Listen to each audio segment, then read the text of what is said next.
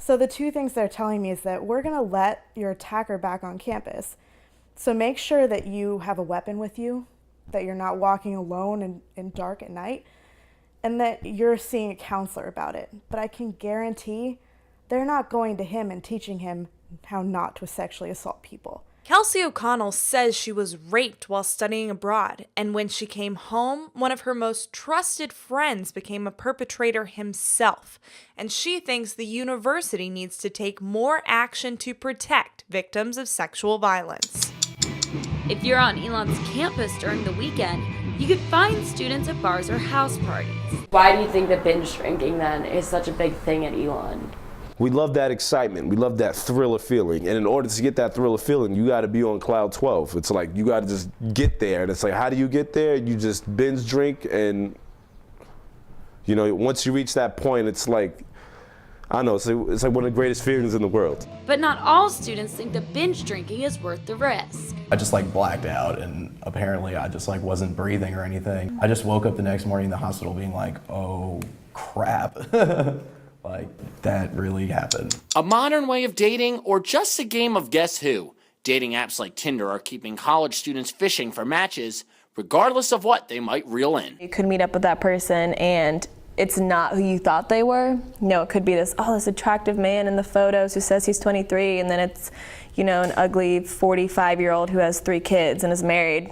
You're like, oh no. I'm Nicole Chadwick. I'm Courtney Davis. I'm Joe Bruno. Those stories now on 30 Minutes.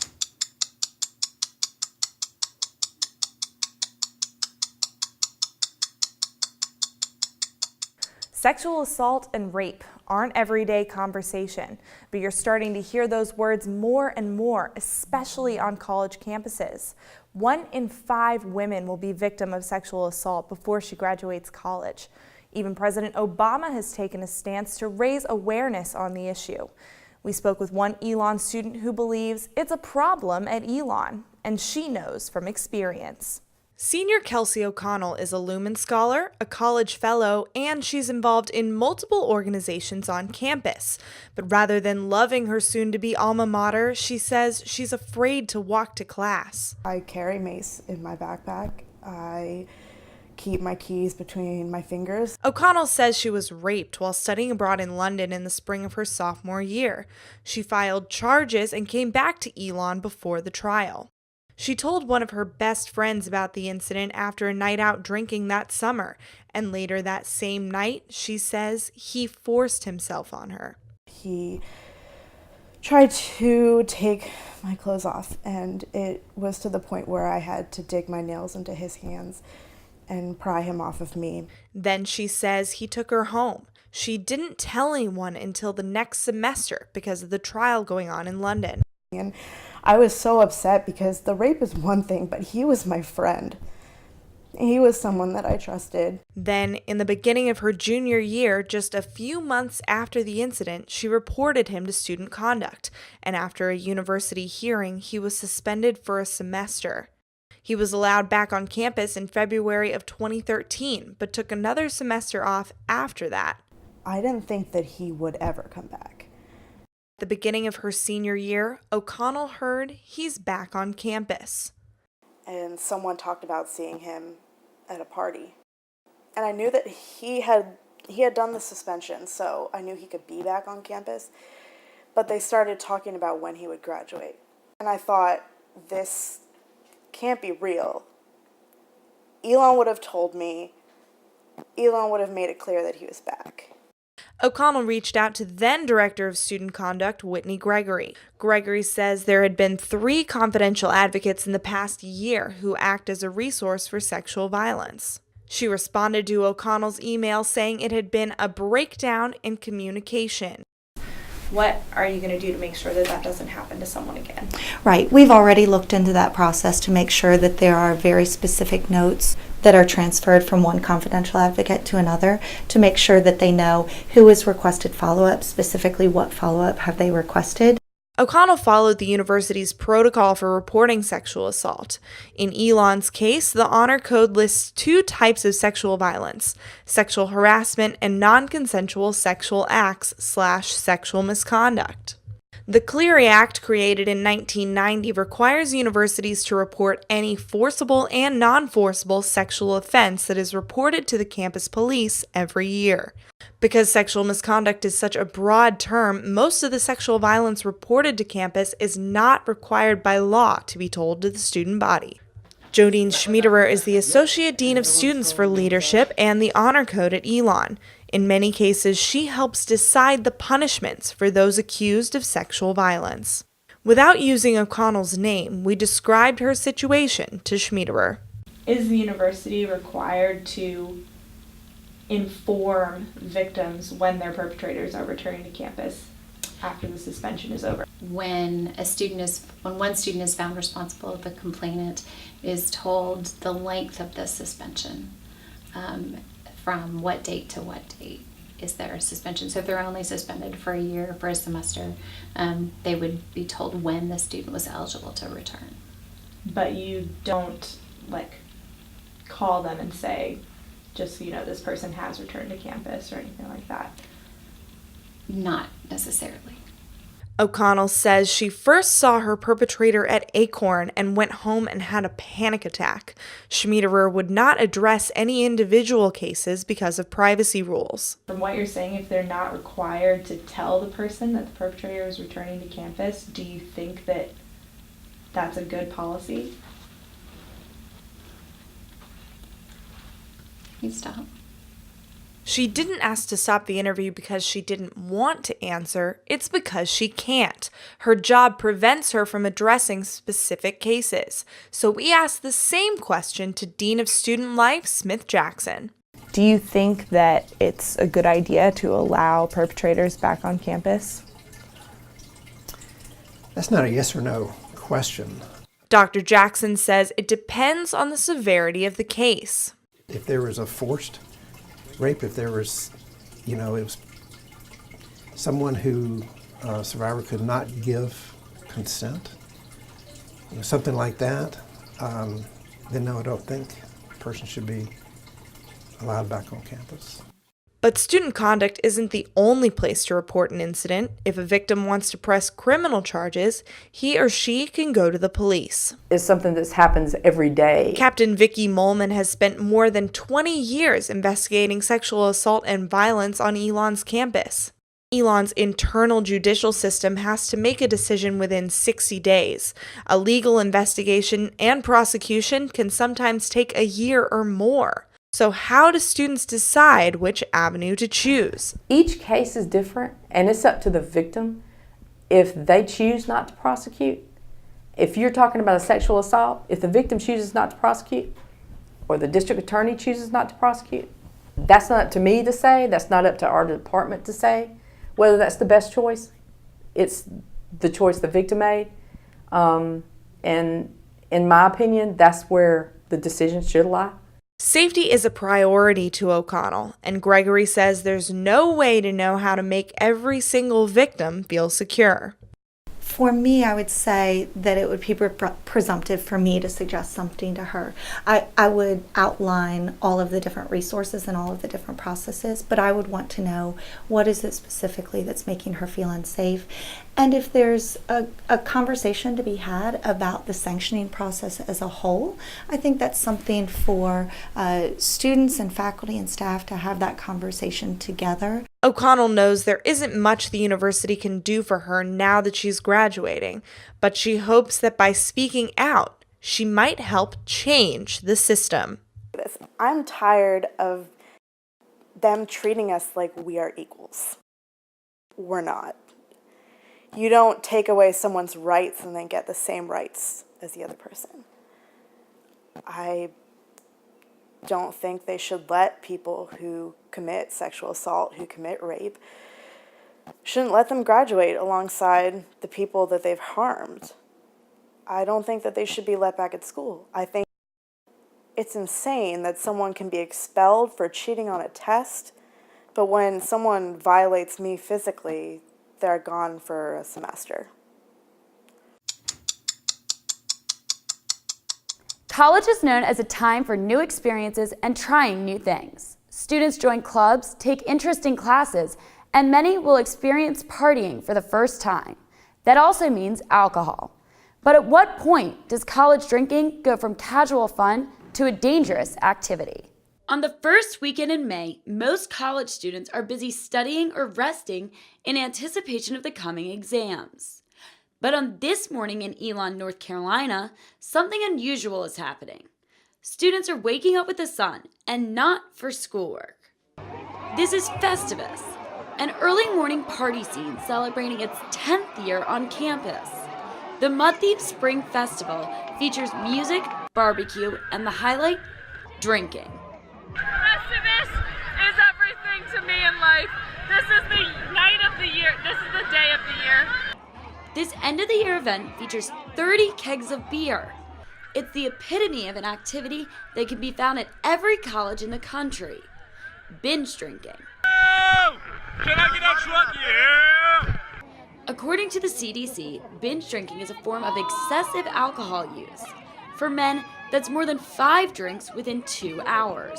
For women, 4 drinks. At Elon, there's definitely a sense that adding alcohol to an event makes it more fun.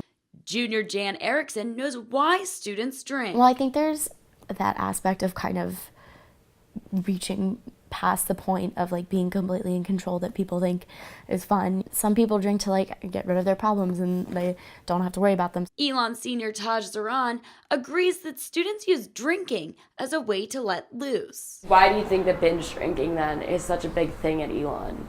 We love that excitement. We love that thriller feeling. And in order to get that thriller feeling, you got to be on cloud 12. It's like you got to just get there. And it's like, how do you get there? You just binge drink. And, you know, once you reach that point, it's like, I don't know, it's like one of the greatest feelings in the world. So going off of that, how much drinking do you think takes place at Elon on the weekends? Tuesday, Thursday, Friday, Saturday. So 4 times out of the week. Zaran is a self-professed binge drinker. After talking to him, we wanted to test his opinions on campus drinking.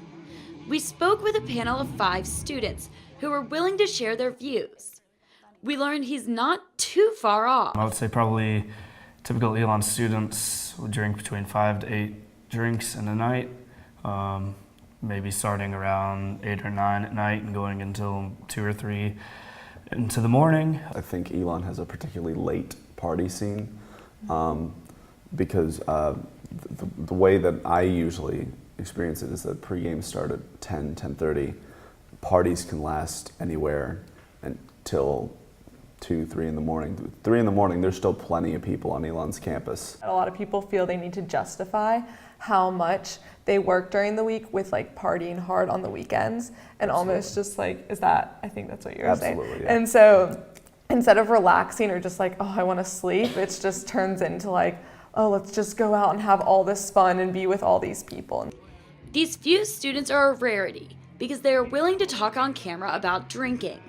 We reached out to more than 500 students, and almost every other student we approached refused to talk to us. They say there are too many stakes involved.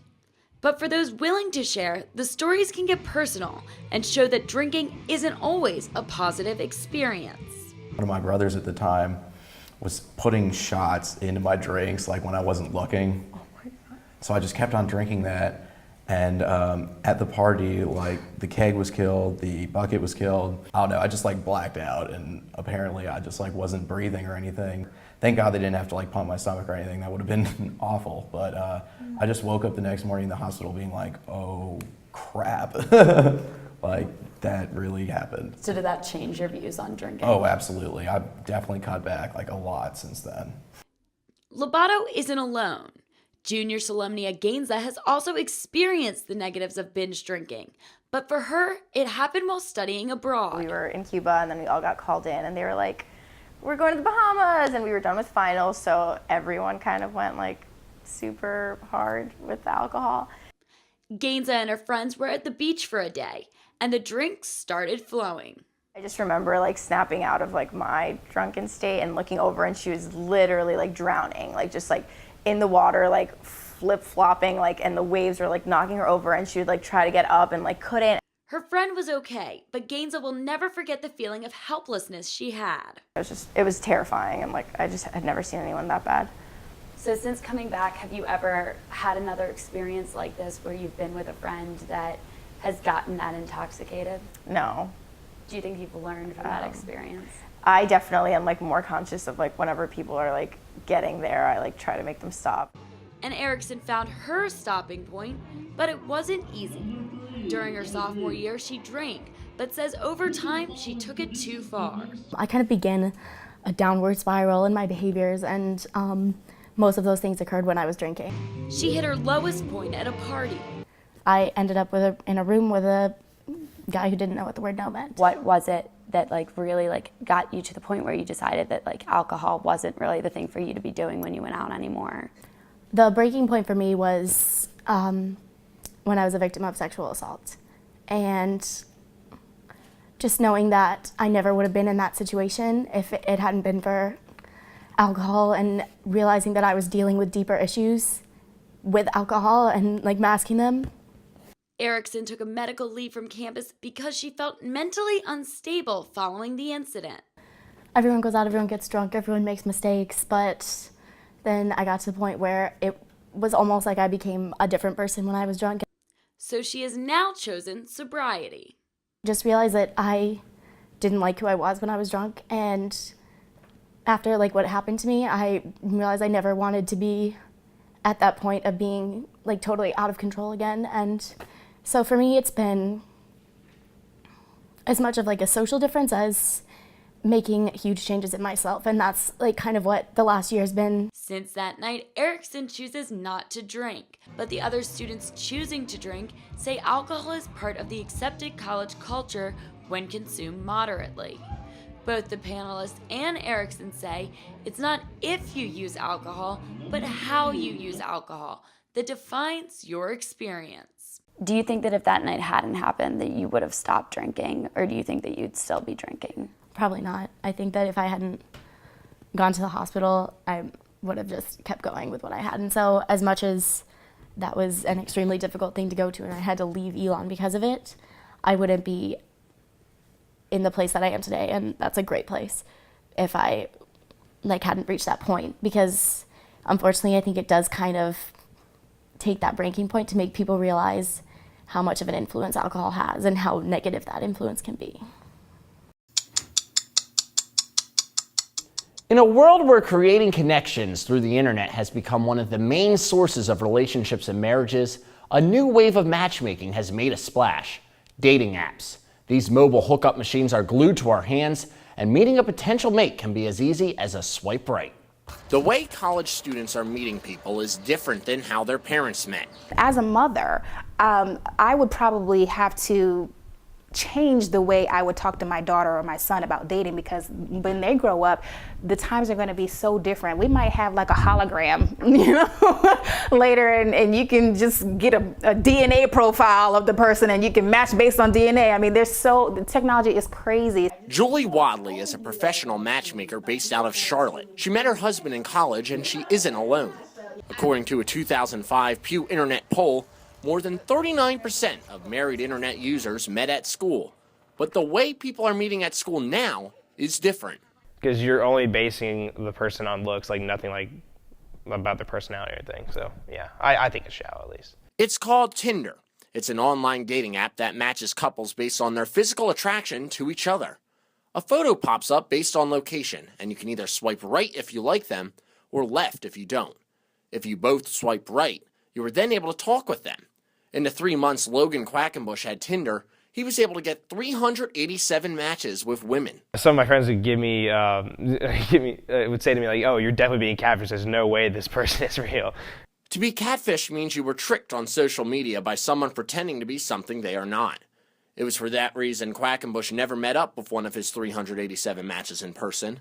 When senior Ali Garcia was studying in Los Angeles with Elon's Elon in LA program, she had a similar fear. You could meet up with that person and it's not who you thought they were. No, it could be this attractive man in the photos who says he's 23, and then it's, you know, an ugly 45-year-old who has 3 kids and is married. You're like, oh no. But unlike Quackenbush, Garcia took a chance to meet with strangers she met on Tinder. I ended up meeting up with 4 guys out there. One of them, I went to a karaoke bar. And I actually brought a couple of the Elon LA students with me because I didn't want to go alone. And another guy, I did go. I met up with him alone, but I met up with him in a crowded area, and his name's Eric, and I am actually still friends with him. This other guy, Daniel, he brought us to a bar. He invited us to a club, and I brought friends with me. And then this other guy, he happened to be at the club that we were at, and I thought, oh my gosh, I know you. I think I swiped right for you. Are you Mark? And he's like, what's up? That was one of the more awkward ones. Interacting with strangers on dating apps is a risk. For sophomore Corey Shegda, her experience left her feeling unsafe. When Shegda was at her home in Philadelphia, she was matched with a boy named Corey on Tinder, and they both swiped right. We found out that actually he was in my ex-boyfriend's homeroom, and we had actually met each other at the senior prom 2 years earlier. After talking with the boy for a week, Shegda agreed to meet him to see The Wolf of Wall Street. The night of the date, I was at work, and I checked my phone, and he said, "What if you fall in love with me tonight?" was the message that he had sent. So that should have been my clear tell sign. We should not have gone on the date, but I was like, whatever, free movie, whatever song, I'm just gonna go. As you might guess, it wasn't love at first sight. So he picked me up, looked nothing like he looked like in his pictures, drove a really big crappy pickup truck, picked me up from my house, and we went to the movie theater about 10 minutes away from my house. And very awkward conversations. We get there, 2 hours into the movie, he goes, "Let's leave. I don't want to be here anymore." Despite his best attempts to hook up with Shegda that evening, Corey failed. Unfortunately, that wasn't the last time she heard from him. He kept sending messages, "I just want to cuddle with you. I want to do dirty things to you." All this stuff. Like, "I'm such a great guy. We should date." And I was like, I literally have gone no. So then I just stopped answering him altogether. He kept saying, "What is your problem? Why won't you answer me?" Like, kept repeatedly messaging me. And then finally one day he Facebook messaged me and said, "I don't know what your problem is, but peace, I'm done." And then I never heard from him ever again. The idea of hooking up with someone you just met on Tinder isn't unusual. Senior Hannah Ignasher says connecting with someone on Tinder is a confidence boost. Well, if you like swipe right for somebody, and then all of a sudden the screen pops up and they're like, "It's a match." I'm like, yes, they think I'm hot, Obviously, nobody's gonna walk up to you in real life and just be like, "Hey, I think you're really hot, we should have sex." And so, it's such a strange concept, but it's, like I said, it's kind of addicting. Ignasher has received some desperate and some may say offensive pickup lines from users on the app. One pickup line was, quote, "Wanna go halfsies on a baby?" I've heard a couple of different gems. My personal favorite is he messaged me and said, "What is the difference between gravity and force?" And I was thinking it was some kind of weird physics pickup line, so I responded with "work." So I have no idea. And he responded, "I can't gravity my dick down your throat." Ignasher, like Garcia and Shegda, met up with guys on Tinder, but she is cautious when she goes out on these blind dates. Every time that I have met someone, I've tried to either let somebody know where I'm going and check in with them, or have other people around, but even then, I usually carry a knife and pepper spray. One blind date caused Ignasher to delete the app altogether. I went to see a guy in Greensboro, and as soon as I got there, we started to hook up, and maybe 2 minutes into it, he just stopped and fell asleep. And I was like, "I drove to Greensboro and you just fell asleep, and I feel so gross now and used." And so I was just kind of what am I doing? My mom would kill me if she ever found out that this is what I've just done. So ever since then, I've just kind of been a little turned off by it.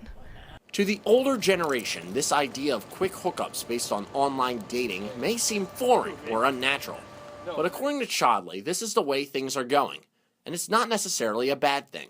What's your advice to people using these online dating apps if they're looking for somebody? 22, To me, my personal opinion, I don't know if that's the right time to be saying, I'm gonna start looking for my mate, but date as much as possible so that you get an idea of what you want and what you need. Sometimes just going through the experience will give you more of a sense of, okay, I know I don't, this jerk that I dated before, or this girl that I dated before, she was horrible, and I know I don't want that. And Childly says don't get upset if it isn't love at first swipe. I don't believe in soulmates. Love in relationships is work. I think there are many people out there for everyone.